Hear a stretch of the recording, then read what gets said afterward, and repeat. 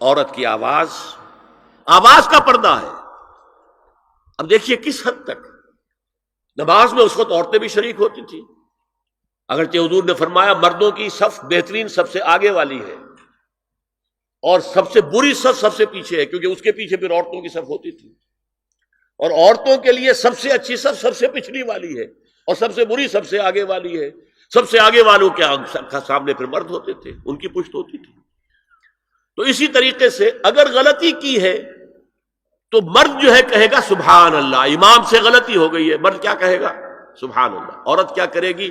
اپنے ایک ہاتھ کے پشت پر اپنا ہاتھ مارے گی، اپنی آواز نہیں نکالنی، آواز کا پردہ۔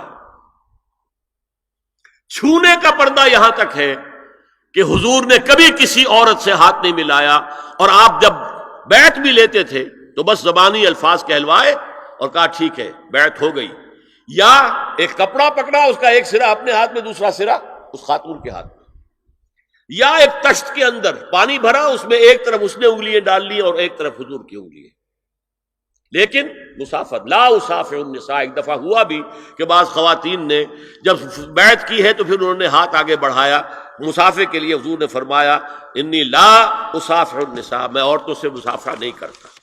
اسلام میں پردے کتنے ہوئے؟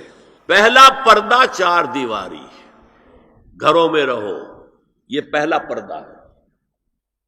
جیسے ڈیفنس لائنز ہوتی ہے نا فوج کی، یہ فرسٹ ڈیفنس لائن، سیکنڈ ہے، تھرڈ ہے، پہلی کو عبور کر کے کوئی آ جائے تو سیکنڈ ہے، سیکنڈ سے گزرے تو پہلا پردہ 4 دیواری، اس میں محرم آئے گا۔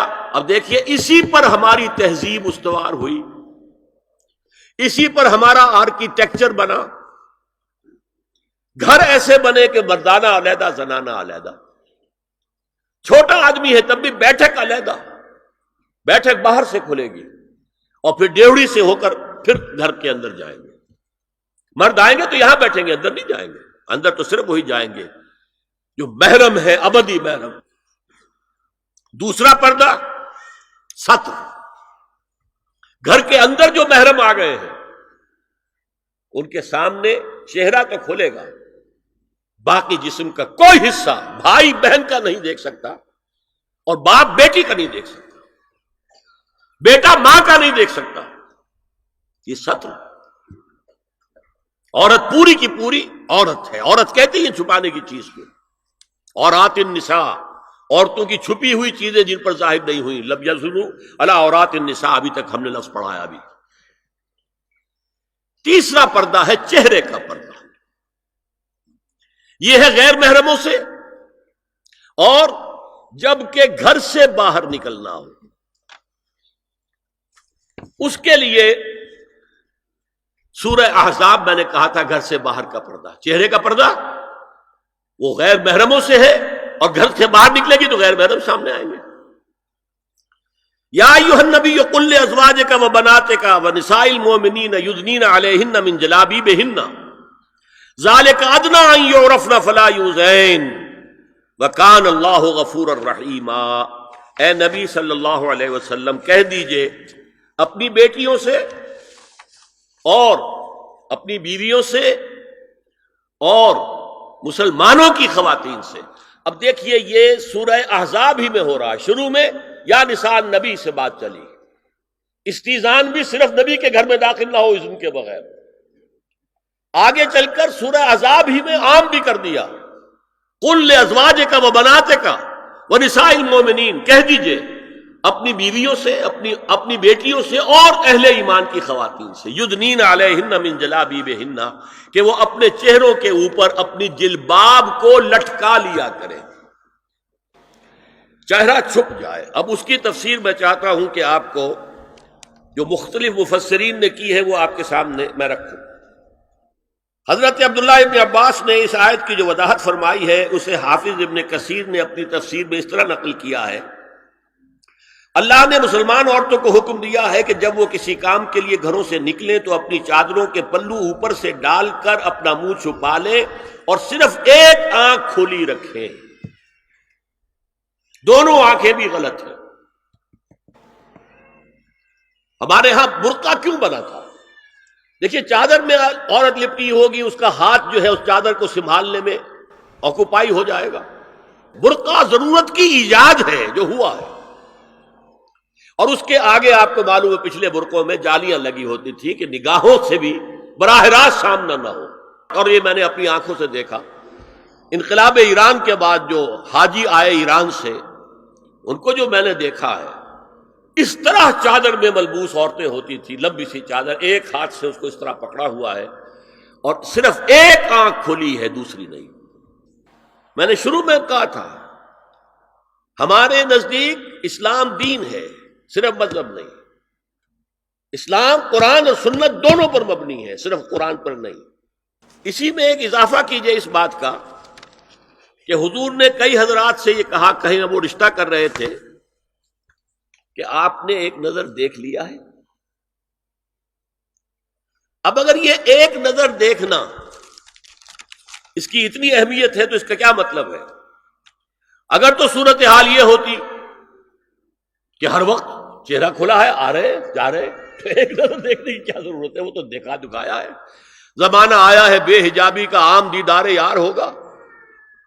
سکوت تھا پردہ دار جس کا، وہ راز اب آشکار ہوگا۔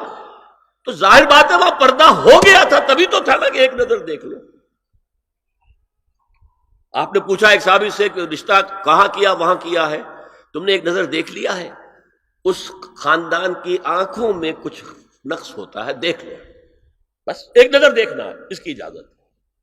تو یہ اجازت ہونا اس کا خود ثبوت ہے کہ عام حالات میں عورت جو ہے وہ دکھائی نہیں دیتی تھی، بلکہ وہ پردے میں رہتی تھی۔ مسلمان جدید تعلیم یافتہ دانشوروں کی منافقت، وہ کہتے ہیں یہ پردہ وردہ سب مولویوں کی ایجاد ہے۔ کبھی کہہ دیتے ہیں یہ تو ہندوستان میں راجپوتوں کا پردہ ہوتا تھا تو مسلمانوں نے یہاں یہ پردہ ایجاد کر لیا۔ میں نے دیکھا ہے عرب کی بدو خواتین کو مکے سے مدینے جاتے ہوئے نظر آتی ہیں۔ ایک خاتون اونٹ کی پوری قطار لے کر جا رہی ہے، ہاتھ میں لاٹھی ہے، پورا مکمل پردہ، چہرہ چھپا ہوا، آنکھوں کے اوپر بھی کوئی انہوں نے وہ حجاب سا بنایا ہوتا ہے خاص چھجا سا، اور ہاتھوں میں دستانے، پاؤں میں جرابے۔ یہ کون سے راجپوتوں کا پردہ سعودی و عرب کی جو ہے ریگستانوں میں پہنچ گیا؟ بدو جب آتے ہیں اپنی عورتوں کو اسی حال میں لے کر آتے ہیں، اور ان کا یہ ہے کہ وہ احرام کا معاملہ بھی یہ ہے کہ یہاں چھجا بنا کر آگے چادر لٹکا لیتے ہیں، صرف چہرے سے مس نہ کرے بس۔ اور وہ پھر اپنی خواتین کو جب طواف کراتے ہیں تو ان کے گرد گھیرا ڈال لیتے ہاتھ سے ہاتھ پکڑ کر، تاکہ کسی اور کے ساتھ ان کا نہ کندھا لگے اور نہ کوئی اور جسم کا حصہ بس۔ یہ پردہ وہاں کہاں سے آ گیا؟ سر سید کا واقعہ تو میں آپ کو بتا چکا ہوں۔ اب ذرا علامہ اقبال، میں منافقت اس لیے کہہ رہا ہوں کہ ایک طرف ہمارا جدید دانشور طبقہ، مولوی ملاٹے دیوبندی ہوں، فلاں ہوں، یہ ہوں وہ ہوں، یہ دقیانوسی ہے، اصل میں تو سر سید احمد خان، اور پھر علامہ اقبال۔ علامہ اقبال کا حال کیا ہے وہ سن لیجئے آپ۔ انگریز سرکار لارڈ ولنگٹن کے زمانے میں علامہ اقبال کو اپنا گورنر بنا کر جنوبی افریقہ بھیجنا چاہتے تھی۔ من جملہ دیگر شرائط کے ایک شرط یہ بھی تھی کہ تمام سرکاری تقریبات میں بیگم اقبال ان کے ہمراہ ہوں گی۔ علامہ اقبال نے یہ کہہ کر اس پیشکش کو ٹھکرا دیا، بے شک میں گناہگار مسلمان ہوں اور اعمال کے اعتبار سے مجھ سے بہت سی کوتاہیاں سرزد ہوتی ہیں، تاہم میں اتنا بے غیرت نہیں ہوں کہ محض ایک سرکاری عہدے کی خاطر اپنی بیوی کو بے پردہ کر دوں۔ هي الحلقات تحفظني بآيات من القرآن، هي الحلقات تملأني بحب المصطفى العدنان، هي الحلقات تحفظني